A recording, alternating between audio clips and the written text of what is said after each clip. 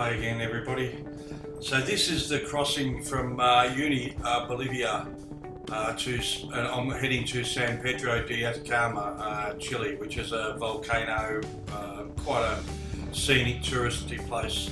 But I was only going to be spending one night there, 2 days actually. So it was going to be pretty quiet. As you can see, this is the road that goes out of Bolivia, so it's pretty much all this. You might have, there's a few kilometres of paved road, that's it, that's just as you're leaving. But it's all pretty hard packed, so all the bridges are paved, like you see, and there's a little bit of paved on each side, then it goes back to dirt. But it's just no trees, nothing. Some nice rivers and bird and wildlife and stuff like that, but it's pretty desolate for much of the way. I left pretty early in the morning. Chris who had been with me in Uyuni to do the salt flats and that, he'd gone his separate way, and so did I. You just got to be a little bit careful. This town here, as I went into it, you can see right at the top of the hill in the yellow there, that's where the gas station is. The gas stations are very few and far between in this area. Basically, I left with a full tank, and I was happy to get out of Bolivia because Bolivia is probably the worst country for gas, because they basically charge anybody else double the price, sometimes up to double, triple the price, whatever they feel like at the time. So the road was pretty hard packed most of the way, so it was pretty easy riding, off-roading. It got a little bit tricky once I got into Chile, because there's a lot of soft dust. As you can see, it's quite a beautiful ride. You know, you pretty much got the road yourself. I saw maybe 4 or 5 cars the whole trip getting out of Bolivia. So it was pretty cool. It was pretty cold. You're pretty high up. As you can see, there's some volcanoes around. Pretty much once I got closer to the border, the volcano, and just got into Chile, volcanoes were everywhere. So it was pretty impressive stuff. Just to ride it and just to have the road to yourself and just take your time. And I took around about 12 hours all up from point A to point B.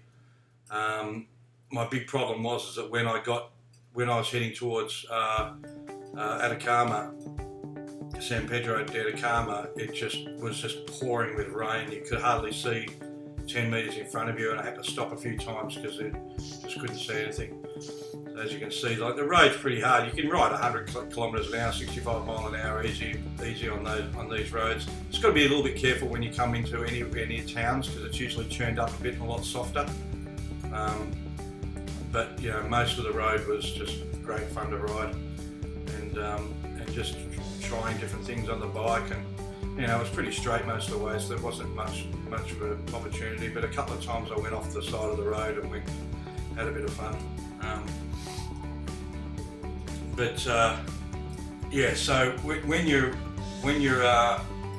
leaving Bolivia, you'll have your tourist card and your import permit, and you just got to make sure you hand that in at the border.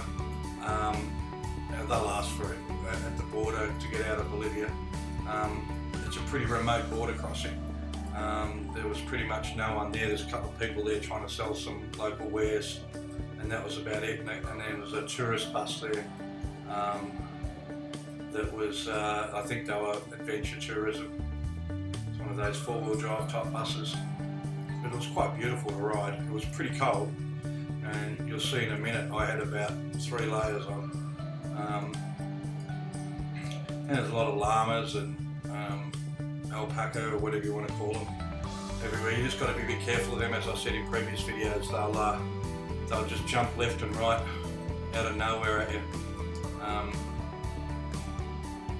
So if you see them anywhere near the side of the road, just slow down, because they might just dart onto the road. That happened to me quite a few times, where they just got spooked and then they just darted onto the road.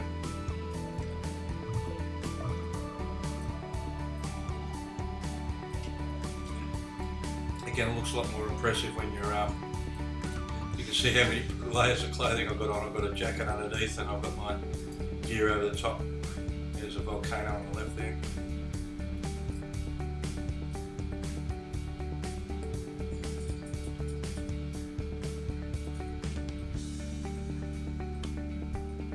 But it was great. It was a great ride day. So this is the border crossing on the right. There is where the immigration is. You go there first on the right hand side, then on the left hand side you get stamped out there on the right, and then on the left hand side you hand in your import permit, and then you're into Chile. There's mountains all around, snow-capped mountains. So the elevation, I think, is about 3,000 metres. Not 3,000 feet. No, wait a second, I'll tell you, hang on a second. Let's see what the elevation was.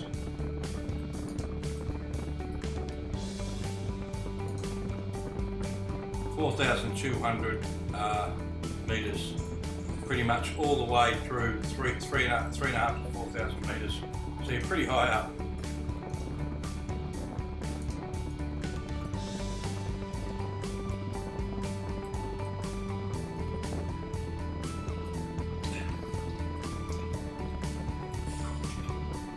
As I said, I saw hardly any cars,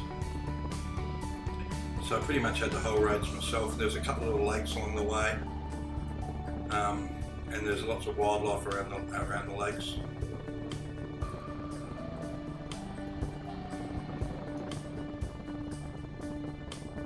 But it was a really nice riding day. Local on their bike.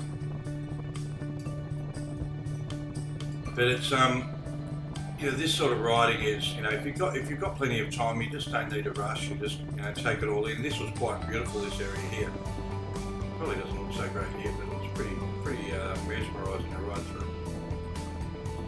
And it's, the border crossing's a real frontier border. These are, I met a couple here they were riding the other way, and they're now in California, I think. Oh, nice people. Only had a few minutes there because there was a bit of a stuff up on the Chile side of the border, because what happened was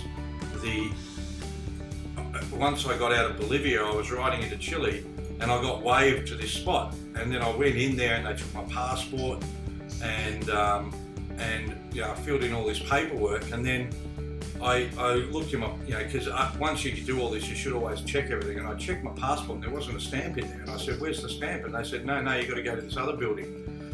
And so I went to this other building, and just before I got to the building, 2 busloads of people arrived. And what happened was that the people on the bus were Germans, and they were really, really nice. And they said, "Oh, you go to the front because we've got to all wait for each other anyway."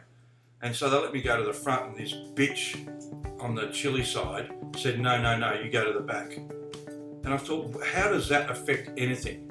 So basically I had to wait an extra hour, just because she wanted to be a bitch. I just thought, I'm just going to be really, really nice to her when I get to a window. And the guy there was 2 people at the window, and the guy at the window just looked at her as if, why would you say that? He didn't want to overrule her, but it was just such a bitch of a thing to do, So I had to wait until all the people on the bus had cleared. And even after they'd all been cleared, they still waited around for about another half an hour, because then I had to go back, get my bike, get all packed up, and then I met that couple and had a chat with them for a while, and they still hadn't left. So I was just wasted an hour of my day, and it was pretty disappointing. Just because I had done nothing wrong. I didn't try to push in. They asked if I wanted to go to the front, and I said, "Oh, thank you very much." And I went to the front, and then the lady at the front thing said, "No, you go to the back. You wait like everybody else," basically in Spanish. So yeah. Anyway, you just sort of with that sort of stuff, you can't really fight it, because if you cause any problem, they can just make your life a misery. So. As I said, it was just volcano. Once I got into Chile, it was incredible. The road was really, really wide, and there's a lot of adventure stuff going on. So there was some 4-wheel drives with some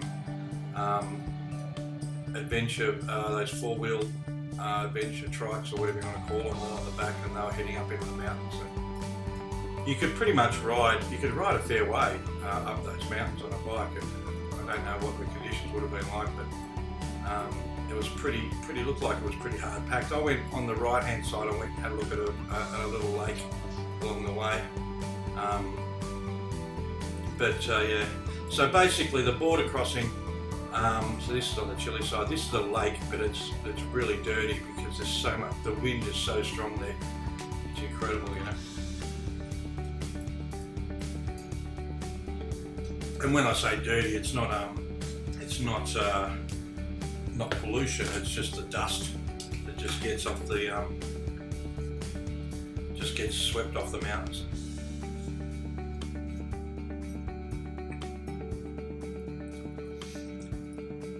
So this is actually just getting through on the into the Chile side on the border.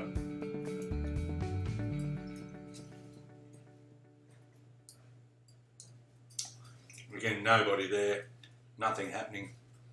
And then I rode here on these roads for 3 or 4 hours, and I turned off to go to San Pedro de Atacama. It was probably a mistake in the end because the weather was so bad up there. The place where I was staying, it was just a bog to get in there, and it was just rained all night, and then all the next day until the following day when I left, and I had a nice morning when I left. But yeah, it was a bit of a mistake. Like, I wanted to go see it, but because of the weather, it was pretty much useless. I couldn't really see much.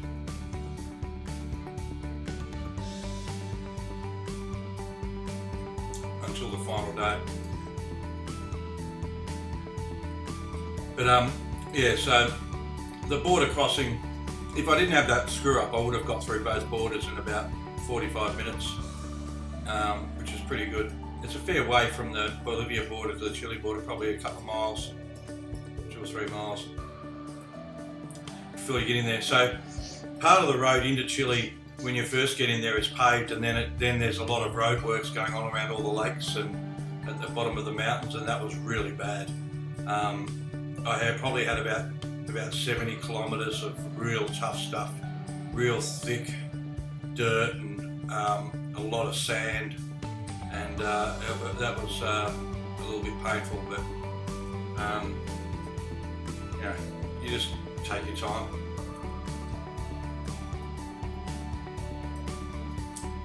The other issue was because the wind, with the dirt, there was just so much dust flying up in the air once I got into it.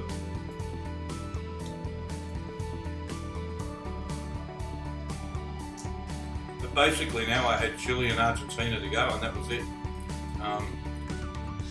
My passport was getting pretty full, so I was, you know, the only problem is that you got to go in and out of Chile and Argentina a few times before you get back, and I was finishing in Buenos Aires.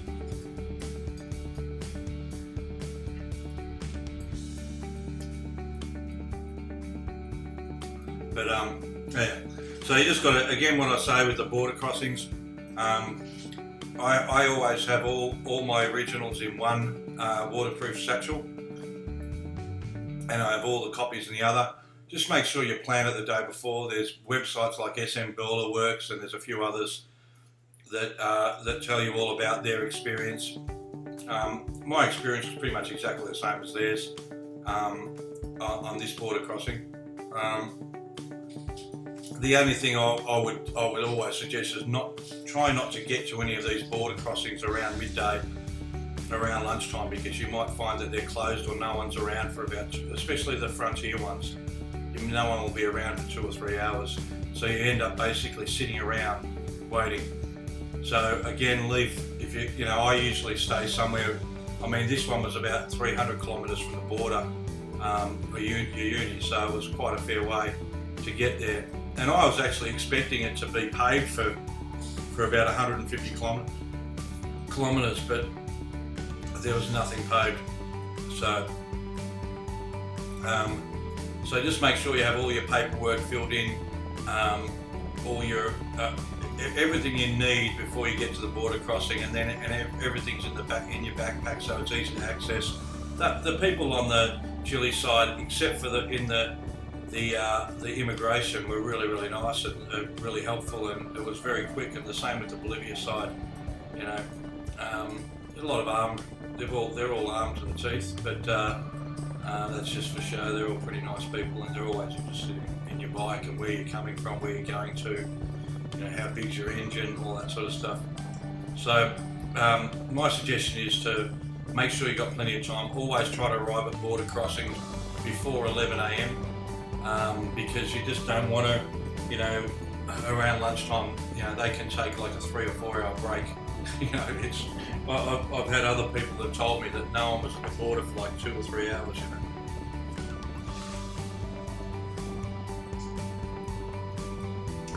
So,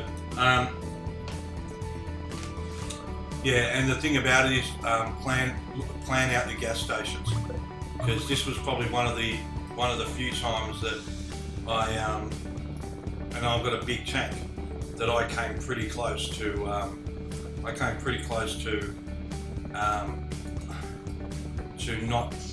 running out of fuel.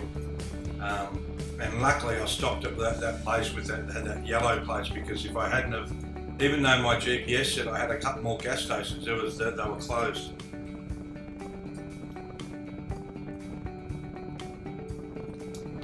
So I made sure I had a full tank when I left Uyuni, and I knew that would get me there, but there was only, I didn't really want to fill up. I was hoping I could get some gas on the border, but then with the research I did, someone told me that gas station had closed, so I thought, well, I can't. I have to get another gas tank in Bolivia, which was like double the price, but you just had to do it. So at least I had I think I had about half a tank, 3/4 of a tank by the time I got to the border, so I could get a fair way. But Chile is one of those countries where you really got to monitor your fuel. Argentina as well. They're probably the two main countries. And yeah, they're always having strikes and stuff like that, so you can find that the gas stations you plan to go to they've got no gas, and you might have to wait a day or two, and that happened to a few of the guys, where they basically have to wait behind. And yeah, Chile and Argentina are two other countries too. Like, I decided once I got through here, and once I got to Santiago, I was going to get some better thermals, because the thermals I bought from REI that were pretty highly rated just weren't going to cut it. I was feeling all the wind coming through it. Once you got to a real high elevation and you're getting to the minus degrees, you really did feel it, and the same in the hands and stuff like that. And even though I've got grip warmers, like the heated grips, they only hit one side of your hand, you know. So, and especially if it's cold and it rains, geez, I wouldn't have wanted to be where I was. Like, I had a t-shirt, a rain jacket, and then my climb jacket over the top of that, and I was still pretty cold. So just make sure that your thermals, you know, if you get a chance before you go, is test out your thermals in as cold a conditions you can get them, and just make sure they cut it, because I ended up having to buy some more. And I bought some new gloves, and I bought some other thermals, and they were great. They were Helly Hansen thermals. They were a lot thinner than the REI ones, but they were rated for a lot better warmth, and they really did. I didn't feel the wind after that once I bought them in Santiago. The only time I got cold again was with my hands, you know. With the off-roading, I know you should wear some really strong gloves, but just wanting, you know, as you're learning it, you really want to get a feel on the bike with the clutch and all that sort of stuff. And I just felt with the thinner gloves I had a bit more touch and a bit more, you know, a little bit better feel, a little bit more comfortable. Yeah, so yeah, that's all I would do is just make sure you're prepared for the borders. Once you get to Chile and Argentina, make sure you're going to be warm. My socks were fine. I just had climb socks, and then I had thermals underneath, and then on top of the thermals I had a rain jacket. It's like a thick not a thick one, but quite a waterproof jacket underneath my clim just to stop the windbreaker. And then over the top I have my climb gear. The climb gear pretty much kept me dry if I buttoned up correctly. But when you're in the mountains, sometimes you just you think you think it's like nice like this, and then you go over to the other side of the mountain, and all of a sudden it's clouds and rain's coming at you. And so you've got to really stop. If you think it's going to rain, you've got to stop and just check your gear, because at these conditions in the cold, you just don't want to be getting any water inside your gear.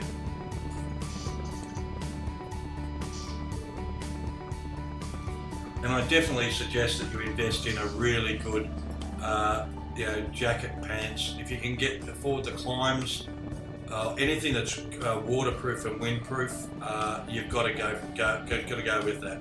It's so much better than having to stop and then put on a rain jacket, pants, because by that time, unless you're really well prepared, by that time you're already going to be wet underneath.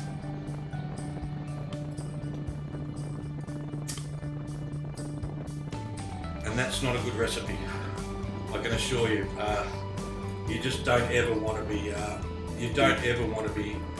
cold. Cold and wet. That's cold is not a problem. Wet is not a problem when it's warm, but cold and wet. I had probably 2 or 3 really miserable days where you can't feel your fingers, and no matter how thick your gloves are, and my gloves were waterproof, but just eventually the water gets in there if you're riding 6 or 8 hours in rain. And I had a couple of those days. And it's just a matter of you just don't ever want to come off your bike in the wet, because you just don't want to be picking up the bike on your own and stuff like that. So you just got to ride a little bit more carefully, and take your time, and just make sure you arrive right on time. Make sure you arrive early. So there you go, guys. That's you can see the rain coming now. So any questions or comments, just leave them below, and we're happy to answer them. Thank you.